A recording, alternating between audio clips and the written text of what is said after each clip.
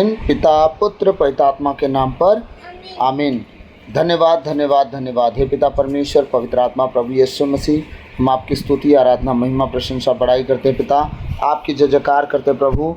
आपको धन्यवाद धन्यवाद धन्यवाद देते हैं राजाओं के राजा प्रभुओं के प्रभु प्रभु यीशु मसीह, इस सुंदर जीवित वचन के लिए प्रभु, और आज के दिन के लिए प्रभु, आपके बेटे बेटियों के लिए प्रभु, जितने ऑनलाइन आज का वचन सुनेंगे उन सब के लिए मैं आपको धन्यवाद देता हूँ।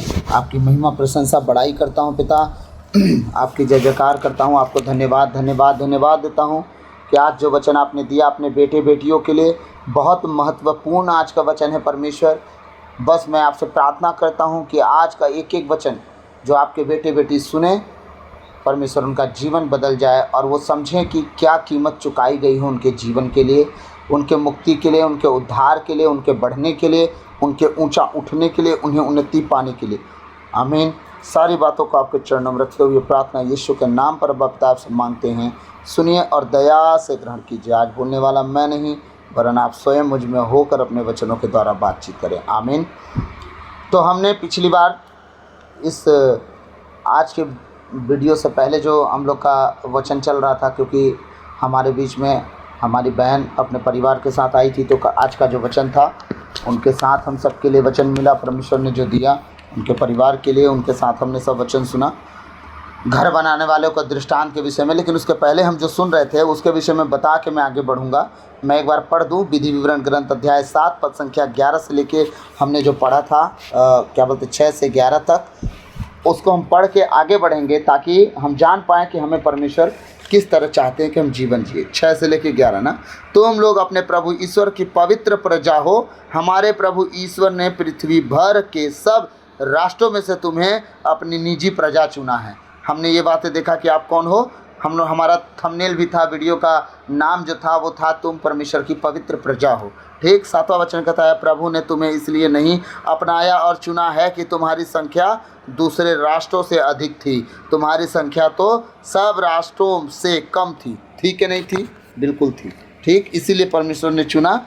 हम ज़्यादा नहीं थे, सबसे कम थे, फिर भी परमेश्वर ने हमें चुन लिया। ठीक। प्रभु ने तुम्हें प्यार किया है और तुम्हारे पूर्वजों को दी गई शपथ को पूरा किया। इसलिए प्रभु ने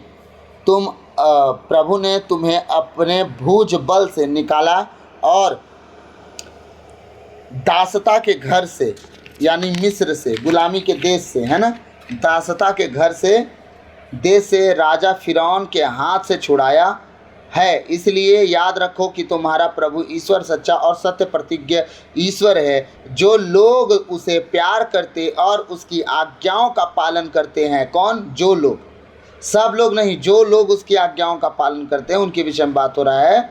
ठीक है। वह उनके लिए 1000 पीढ़ियों तक अपनी प्रतिज्ञा और अपनी कृपा बनाए रखता है। जो लोग उसका तिरस्कार करते हैं वह उन्हें दंड देता और उनका विनाश करता है। जो व्यक्ति उसका तिरस्कार करता है वह उसको दंड देने में देर नहीं करता। इसलिए जो आदेश, नियम और विधि निषेध मैं आज तुम्हारे सामने रख रहा हूँ, तुम लोग उसका पालन करो। आमीन। अब हम आते हैं 8 अध्याय के 1 से लेके 11 में देखने की आखिर वचन क्या कह रहा है। 1 से लेके 6 में। विधि विवरण ग्रंथ अध्याय 8 पद संख्या 1 से 6 आज हम देखेंगे। ये हमारा मेन विषय होगा। हालेलुया। तो आज हम विधि विवरण ग्रंथ अध्याय 8 पद संख्या 1 से लेके 6 तक देखेंगे। आज प्रभु का वचन हमें क्या सिखा रहे हैं। ठीक है।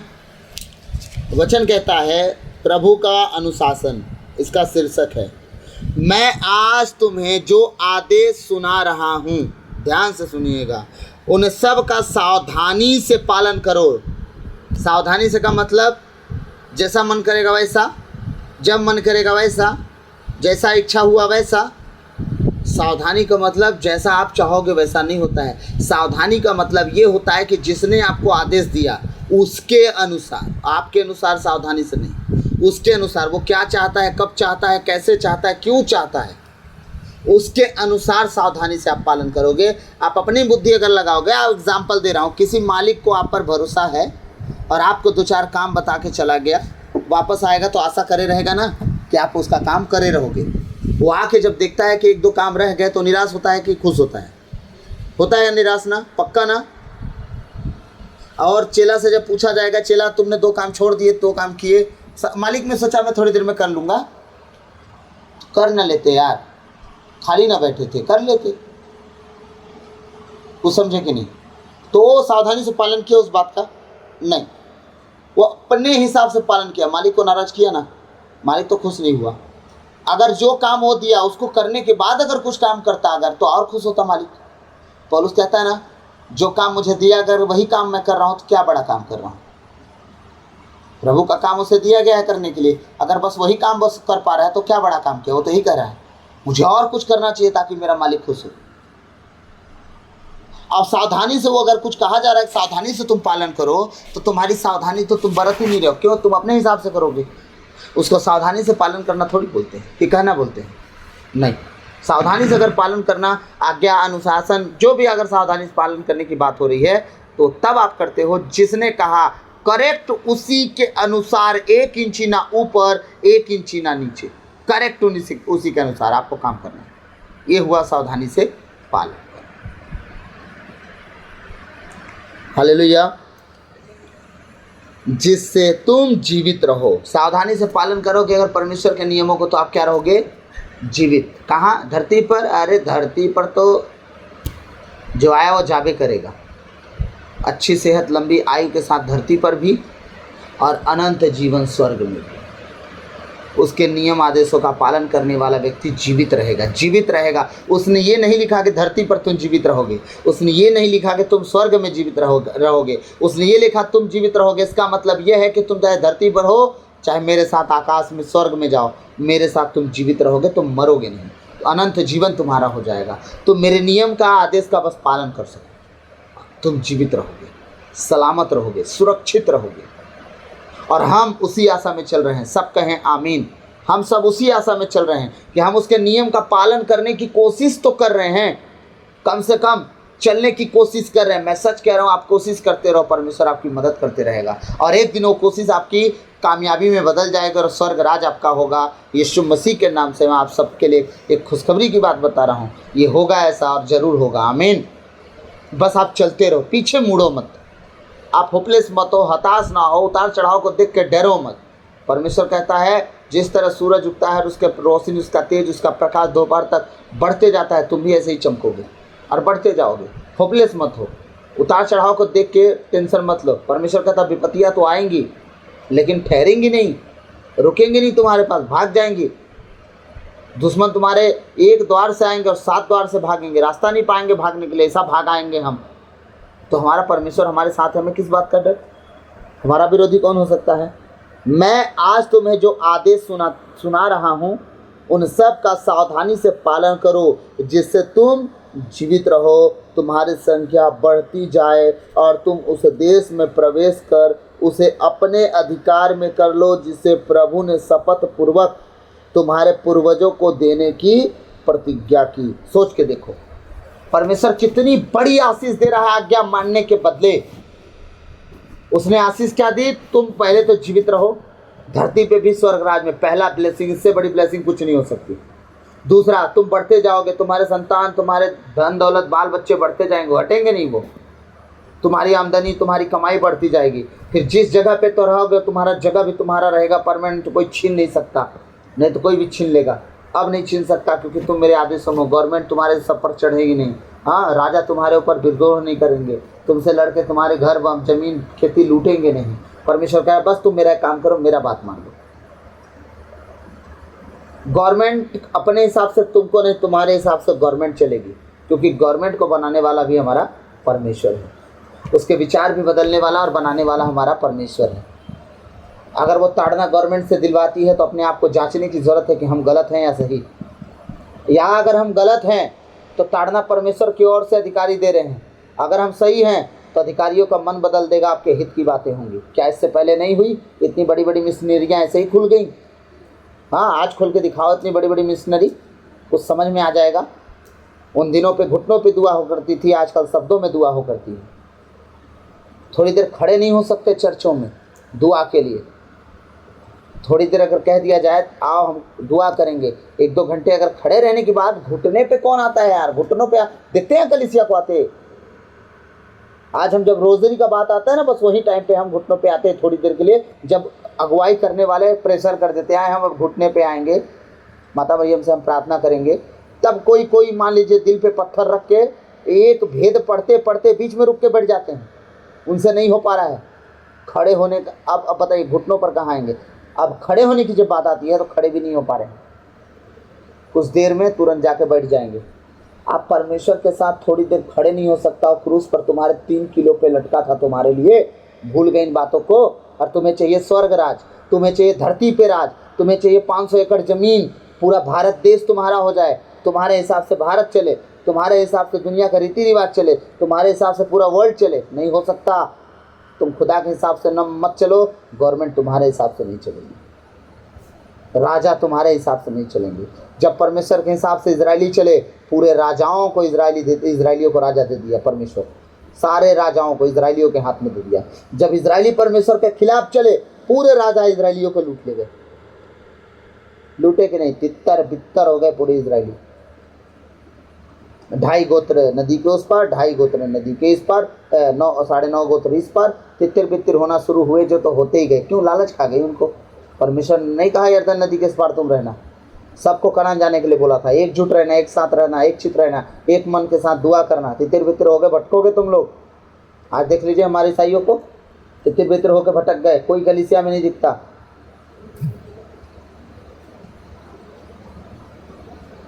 कलीसिया में कोई दिखता तक नहीं, सब तितर बित्तर हो गए। यही सब कारण है। हालेलुया। इन सब बातों का ख्याल रखना है हमको, और इन बातों के अनुसार हमें चलते रहना। तो परमेश्वर जो हमें कह रहे हैं वो क्या कह रहे हैं, जो सुना रहे हैं वो क्या सुना रहे हैं, जो आदेश और नियम दे रहे हैं वो क्या आदेश और नियम दे रहे हैं, इन सब बातों को समझ के सोच के आगे बढ़ना है, ताकि वो धरती पर अनंत जीवन, स्वर्ग राज में भी अनंत जीवन दे सके हमें। आमीन। और क्या कर रहा है? तुम्हारी संख्या बढ़ती जाए और तुम उस देश में प्रवेश कर उसे अपने अधिकार में कर लो, जिसे प्रभु ने शपथ पूर्वक तुम्हारे पूर्वजों को देने की प्रतिज्ञा की। कौन सी वो देश थी? कौन सा जगह था वो? कनान देश। कनान देश देने का वादा किया था परमेश्वर। आज हमारे लिए कनान देश कौन सा है? जिस जगह पे हम रह रहे हैं वो हमारा कनान देश है। कोई हमसे छीन रहा है इस घर को, हमारी स्वतंत्रता को? नहीं ना। तो कह रहा है कि अगर तुम्हें इस घर में रहना है ना, तो तुम मेरी आज्ञा के अनुसार चलो, नहीं तो ये घर भी छीन लिया जाएगा एक दिन और किसी और का हो जाएगा, और तुम कर कुछ नहीं पाओगे। हालेलुया। प्रभु का वचन कह रहा है। हम देखेंगे दूसरा वचन क्या कह रहा है। मरुभूमि में कह रहा है पूर्वजों को देने की प्रतिज्ञा की। मरुभूमि में इन 40 वर्षों की वह यात्रा याद रखो जिसके लिए तुम्हारे प्रभु ईश्वर ने तुम्हें लोगों को बाध्य किया। तुम लोगों को क्या किया? बाध्य किया था। उसने तुम्हें दीनहीन बनाने के लिए ऐसा किया था। वो घमंडी बनाने के लिए ऐसा नहीं किया था। 40 वर्ष तक तुम्हें उघाड़े में रखा, जाड़े में रखा, कभी कभी भूखा भी रखा, प्यासा भी रखा। हाँ, किस लिए? ताकि तुम दीनहीन बनो, छोटा बनो, घमंडी मत बनो। जब इजरायली खाने के लिए कुड़ गए, परमेश्वर खाना देने लगे, घमंड आ गया उनको। आज देख लीजिए, जब खाना पीना नहीं रहता है हमारे घरों में, हम गरीबी में रहते, कितना दुआ करते हैं ना? नहीं करते थे? बहुत सारे लोग हैं जो करते हैं। लेकिन जब खाना पीना हो गया, नौकरी हो गई, भरपूरी आ गई, गाड़ी बंगला हो गया, दुआएं 0 सन्नाटा। उनके पास दुआ करने के अलावा सब कुछ के लिए टाइम है, बस दुआ करने का टाइम नहीं। उनके बच्चों को बहुत तकलीफ होती है प्रार्थना करने में। माँ बाप चर्च में, बच्चे सो रहे हैं, नहीं आने का मन करता है बेटा का, कितना बोलेंगे, जून नहीं आते हैं, कल क्या करोगे तुम? जो बैठा के रुलाएंगे तुमको तब। कुछ लोगों को तो हम आज देख रहे हैं, तुम क्या करोगे जो आजकल के जून हैं तुम्हारे, जुलाई अगस्त, सुलाओ उन लोग को। क्या होता अगर बेड पर मान लीजिए एक आध डंडा पड़ ही जाता बढ़िया वाला, तो बस मारो और चल दो, बेटा सो अब तू। बेटा को नींद आता है? एक लट्ठ अगर पकड़ा देते माँ बाप तो बढ़िया दबा के, नहीं ना मार सकते। राजकुमार और राजकुमारी पैदा किए हैं घर में हम। हाँ, तुम क्या जानोगे बच्चों का दर्द। और वही बच्चा जब जवान होगा, नशों में चला जाएगा, गुनाह में चला जाएगा, शैतान के हाथ में आ जाएगा, जब रात दिन तुमको रुलाएगा ना, तब तुम्हें मेरी बात याद आएगी कि जहर बोलता था रोहित, लेकिन बोलता सही था।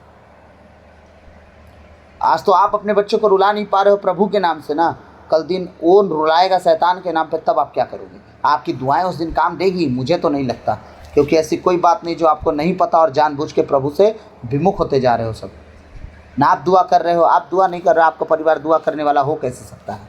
आप गलतफहमी मत हो जाओ, वो संभव नहीं है। हालेलुया। कह रहा है मरुभूमि में इन 40 वर्षों की यात्रा याद रखो। अपने जीवन की यात्राओं को आप सब याद रखो। हम भी मरुभूमि जैसे जीवन को जी रहे थे, तंगी में, गरीबी में, बेहाली में, भूखों में, नंगों में पड़े हुए थे। जब तक हम प्रभु के साथ सही रीति से नहीं चल रहे थे, बड़ी तकलीफ में जीवन जिए। जब प्रभु की आज्ञाओं के अनुसार चलना शुरू किया, प्रभु ने जीवन बदला। अब जीवन बदला इसलिए बदला कि हम लोग फिर मनमानी करें। और नम्र और दीन होने के लिए हमारे जीवन में इतना बुरी परिस्थिति लाया था, ताकि हम छोटे बन सके, घमंडी नहीं। और जब दिन और जीवन बदला, हम घमंडी हो गए। किसी की बात बर्दाश्त नहीं होती हमको। दो बात कोई कह दे, पहले गाली मुंह पे दे के जाते थे, हम सह लेते थे। गाली के बदले हम गाली नहीं दे पाते थे। अब ज़्यादा नम्र थे हम। क्यों? सहने की औकात थी इसलिए, क्योंकि हमारी औकात वो नहीं थी कि हम कुछ कर पाते। आज भला कोई बोल के दिखाए? क्यों? आपके पास कुछ हो गया इसलिए, आपके पास अपना कुछ हो गया इसलिए। परमेश्वर वो दिन आज भी याद दिला रहा है कि वही तुम बने रहो। जिस तरह उस दिन तुम नम्र दीन थे, गरीबी में, लाचारी में, और लोग कुछ कह के चले जाते थे, तुम चुप रहते थे, तुम्हें ऊंचा उठाया। अगर अब तुम भरपूरी में अगर नम्र और दीन हो के सह लिए, सोचो कितना ऊपर करूंगा, तुम्हारे आने वाली पीढ़ियों को संभाल लूंगा तुम्हारी नम्रता और दीनता के कारण। हालेलुया।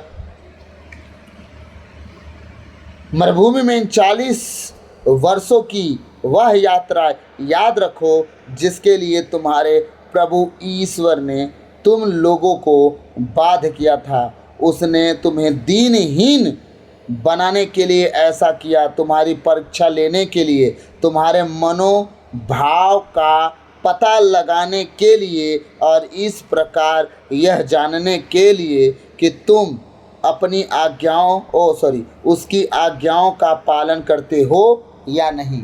परमेश्वर इतना ताड़ना, इतनी विपत्ति, इतनी परेशानी मात्र इसलिए दिया कि तुम किस हर कंडीशन में मुझे प्यार करते हो कि नहीं, मेरी आज्ञाओं का पालन करते हो कि नहीं। भूख लगा, प्रभु व्यवस्था करेगा, ये बोले, या तो प्रभु तुझसे दुआ करते तू खाना तक नहीं दे सकता, ये करे। प्रभु पानी नहीं मिल रहा है, प्रभु व्यवस्था करेगा। आप ये कहेंगे कि प्रभु पानी व्यवस्था करेगा, या तो ये कहेंगे तू पानी तक नहीं पिला सकता। हाँ, परमेश्वर ये सारी परीक्षाएं ले रहा था 40 वर्षों में कि इनके विचार क्या हैं मेरे तरफ से, ये मेरे प्रति क्या सोच के रखते हैं, ये मेरी आज्ञाओं नियमों में चलेंगे या ऐसे ही करते रहेंगे। इसलिए परमेश्वर उन्हें छोटा बनाने के लिए सब दुख और तकलीफ लाया। अपने मुंह से कह रहा है कि अगर मैं तकलीफ दिया तो मैं इन्हें छोटा नम्र बनाने के लिए छोटा तकलीफ दिया, ताकि ये सदा अपने आप को मजबूत पाएं। हर जगह पे इतना टफ एरिया से गुजार रहा हूँ मैं, धूप में, लू में, बालू में। बाइबल कहती है कि कोई बीमार पड़ा, कोई बीमार नहीं पड़ा। जूता चप्पल फटे उनके कपड़े तक नहीं फटे। 40 साल तक वही कच्चा चला। जो बच्चा चमड़े का चप्पल बचपन में पहना, वो चप्पल पैर के साथ बड़ा होता गया, उनके चप्पलें तक नहीं टूटी। जो बनियान माँ बनाई होगी उसके लिए बचपन में वो बनियान जवानी तक पहनते गए, वो खराब तक नहीं हुई। 40 साल एक कपड़ा चलेगा? सोचिए, क्या वो कपड़ा काटते घूम रहे थे? नहीं। यहाँ 2 साल किसी के कपड़े नहीं चलते, फट जाते हैं। और लगातार पहन दीजिए 6 महीना, कितना भी अच्छा कपड़ा हो फट जाएगा। लगातार पहन दिया जाए, धुल जाए, पहन ले, धुल जाए, पहन ले, धुल जाए। अब बिना धुले पहनेंगे तो 2 ही महीना में चल देगा, पसीने में फट जाएगा। मेरे भाई को पसीना होता है, ओ बाबा कितना खतरनाक पसीना होगा उसका। पूरा पीठ पर का कितना भी अच्छा कलर हो शर्ट का, पीठ का कलर गायब हो जाता है। उसका पीठ पूरा चढ़ जाता है, उसका पसीना, इतना नमक निकलता है। हर एक व्यक्ति के साथ ऐसा होता है, ये डिटेल है। पसीना नमकीन होता है और नमक हर चीज़ को ख़राब कर देता है, जो चीज़ें जो खराब होने लायक हैं। तो कपड़ों से ना फटना उनका, सोच के देखिए, वो एसी में नहीं रहते थे उस टाइम में, लेकिन उनके कपड़े चाहे कितने भी मोटे रहे होंगे, पतले रहे होंगे, अब वो गर्मी में रजाई पहन के तो नहीं घूमे होंगे, खादी ही पहनते रहे होंगे, है ना, लेकिन वो नहीं खराब हुए 40 साल तक। सब बातों को समझा रहा है हमसे कि जब तुम्हें उस परिस्थिति से गुजारा, तुम मेरे साथ बने रहे, तो क्या भरपूरी अगर मैं दे दूंगा तो भरपूरी में तुम बने रहोगे? हालेलुया। भरपूरी में अगर तुम नहीं बन रहे हो, तो फिर परमेश्वर तुम्हारे साथ क्यों रहे?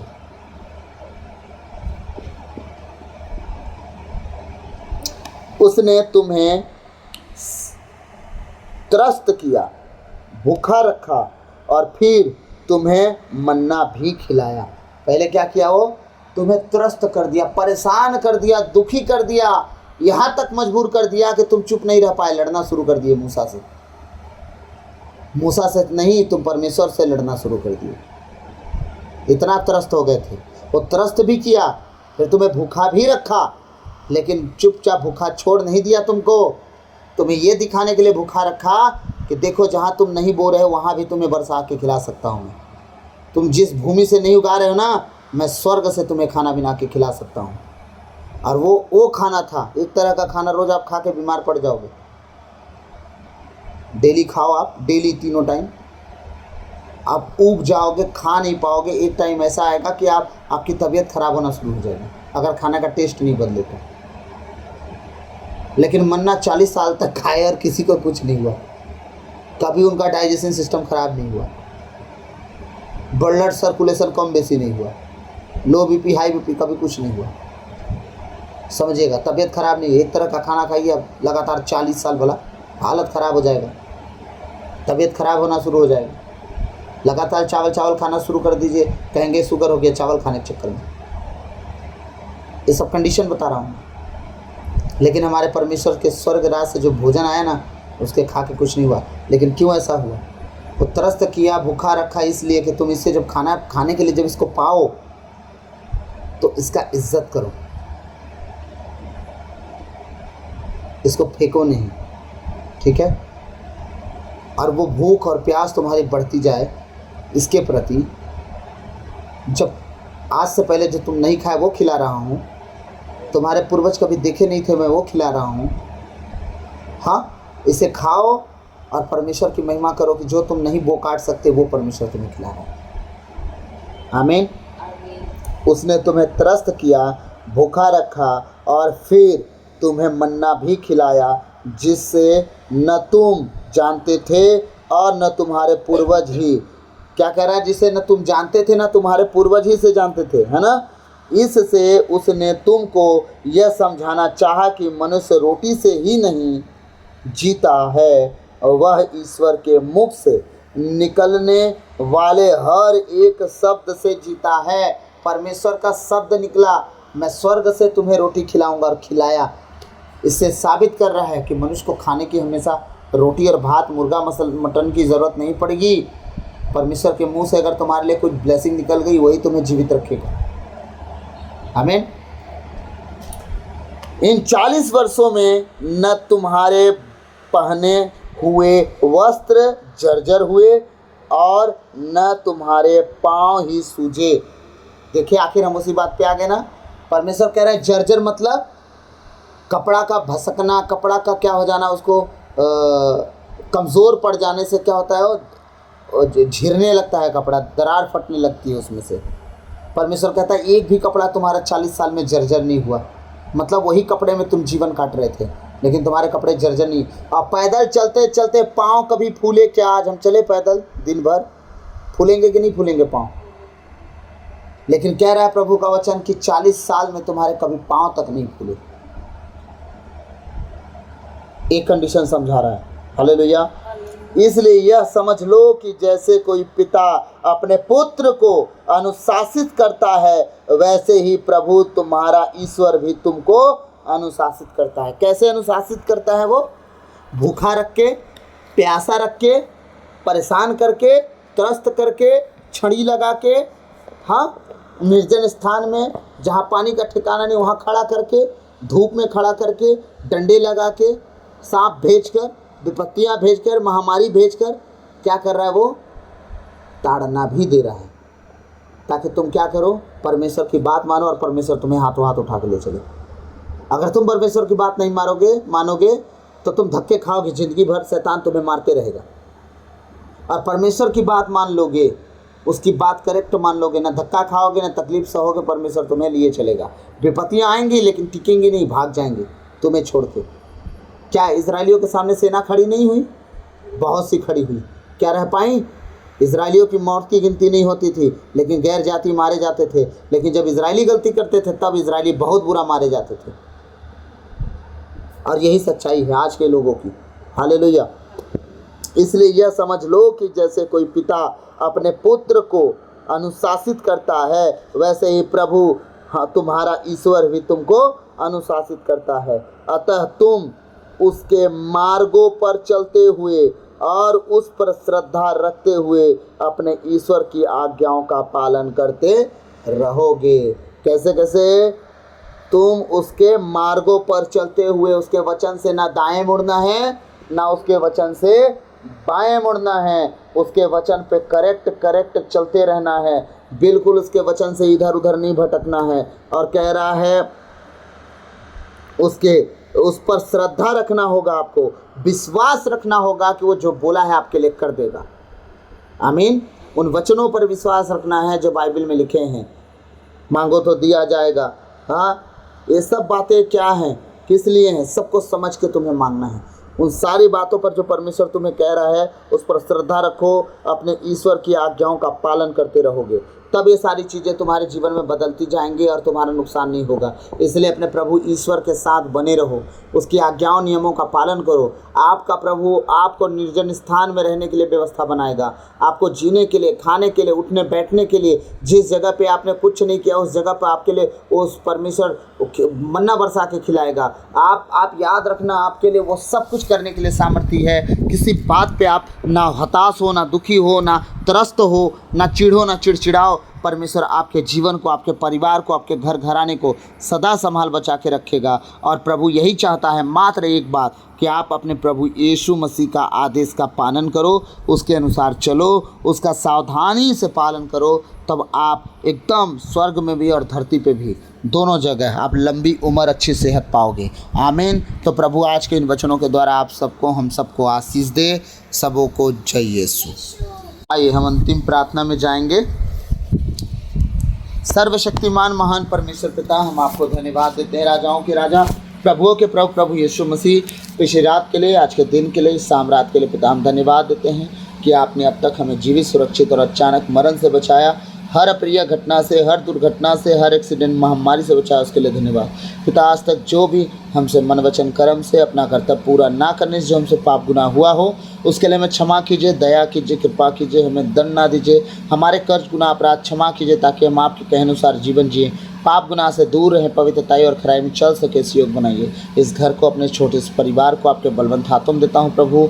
हमारी सुधि लीजिए, हम प्रभु आपके कहे अनुसार जीवन जिए, पवित्रताई खराई में चलते रहें, नम्रता और दीनता हमारे जीवन का हिस्सा हो, पाप गुनाह से दूर रहें। इस योग बनाइए प्रभु। मैं हर उस परिवार के लिए और ऑनलाइन जितने आज परमेश्वर तेरे वचन को सुन रहे हैं, तेरी उस आशीष को जो तूने आज 8 अध्याय के परमेश्वर पहले वचन में कहा है कि अपने परमेश्वर के आदेशों का पालन करो सावधानी के साथ, तो तुम जीवित रहोगे। परमेश्वर मैं प्रार्थना करता हूँ कि आज से हम तेरे आदेशों का, नियमों का सावधानी से पालन करने वाले हों और अच्छी सेहत, लंबी आयु के साथ धरती पे और स्वर्ग राज में अनंत जीवन के साथ प्रभु जीवन पाएँ। इस योग बनाना पिता हम धन्यवाद देते हैं, जितने आज प्रभु तेरे बेटे बेटी ऑनलाइन हैं और जितने प्रभु मुझसे प्रार्थना की अर्जी करते हैं प्रभु, आशा करते हैं, मैं उन सब के लिए प्रार्थना करता हूँ, उनके जीवन के लिए, उनके घर के लिए, उनके परिवार के लिए, उनके मन विचार, शरीर, प्राण, आत्मा, बाल बच्चे और एक एक चीज़ के लिए जो परमेश्वर उनकी है, उनकी संपत्ति, उनके वाहनों के लिए परमेश्वर मैं प्रार्थना करता हूँ सही सलामत रहें, जहाँ भी हों, जैसे भी हो, उनका घर घराना सुरक्षित हो, वो बच्चे, उनका घराना बचाया जाए। सब बातों में प्रभु तुम भलाई को उत्पन्न करता है, इनके जीवन में भलाई को उत्पन्न कर। यह प्रार्थना यीशु मसीह के सामर्थ्य नाम से अब्बा पिता आपसे हम मांगते हैं, सुनिए और दया से ग्रहण कीजिए। आमीन, आमीन, आमीन।